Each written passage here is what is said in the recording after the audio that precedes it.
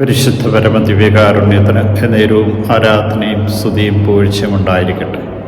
അനന്തകാരുണ്യത്തിന് ഉറവിടമായ കർത്താവെ, ഞങ്ങൾക്ക് ഓരോരുത്തർക്കും ഒരു വാസസ്ഥലം ഒരുക്കിക്കൊണ്ട് ഞങ്ങളുടെ ഓരോരുത്തരെയും വീണ്ടെടുക്കുവാൻ വേണ്ടി കുരിശിൽ മരിച്ച അങ്ങയുടെ അനന്തമായ കാരുണ്യത്തിന് നന്ദി അർപ്പിച്ചുകൊണ്ട് ഞങ്ങൾ അങ്ങയെ സ്തുതിച്ച് ആരാധിച്ച് മാത്രപ്പെടുത്തി അങ്ങേക്ക് നന്ദി പറയും.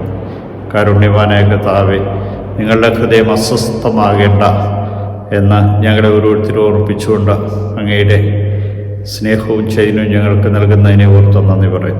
പിതാക്കന്മാരുടെ വാഗ്ദാനം പാലിച്ചുകൊണ്ട് അങ്ങ് ഈ ലോകത്തിലേക്ക് വരികയും ഞങ്ങൾക്ക് ഓരോരുത്തർക്കും വേണ്ടി കുരിശിൽ മരിച്ച അങ്ങേ ദൈവം ഉയർത്തി എന്ന് വിശ്വസിക്കുവാനും ഞങ്ങളെ ഓരോരുത്തരും ഇന്ന് വചനത്തിലൂടെ ആഹ്വാനം ചെയ്യുന്ന കാരുണ്യവാനായ കർത്താവെ, നിൻ്റെ തിരുവചനമാണ് സത്യം. ആ വചനത്തിൽ വിശ്വസിച്ച് അങ്ങേ മഹത്വപ്പെടുത്തുവാൻ കൃപ നൽകി അനുഗ്രഹിക്കണമേ.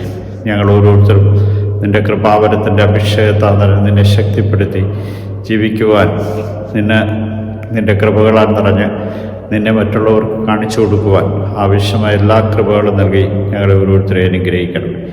ഈ പ്രഭാതത്തിൽ ഞങ്ങളെ ഓരോരുത്തരെയും നിൻ്റെ കുരിശിൻ ചുവട്ടിൽ സമർപ്പിക്കുന്നു. നീ കുരിശു വഴി നേടിയെടുത്ത രക്ഷ സ്വന്തമാക്കുവാനും ആ രക്ഷ പകർന്നു കൊടുക്കുവാനും തക്കവിധം ഞങ്ങളെ ഓരോരുത്തരെയും അനുഗ്രഹിക്കുക. നിൻ്റെ വഴികളിലൂടെ ഞങ്ങളെ ഓരോരുത്തരെയും വഴി നടത്തി നിൻ്റെ സ്വന്തമാക്കി തീർക്കുകയും ചെയ്യണമേ. കുരിശിൽ അങ്ങ് ചിന്തിയ തിരുരക്തത്താൽ ഞങ്ങളെ കഴുകണമേ, പൊതിയണമേ, സംരക്ഷിക്കണമേ.